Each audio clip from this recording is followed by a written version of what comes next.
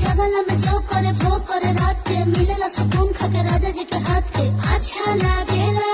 कमर ककरी से भइल काटा हराबा हो गलिया लागेला जान टमा ताराबा हो गलिया लागेला जान टमा ताराबा हो। ओहे तोरे गया तुझे को मैं पार करना अपने खाला पहले हम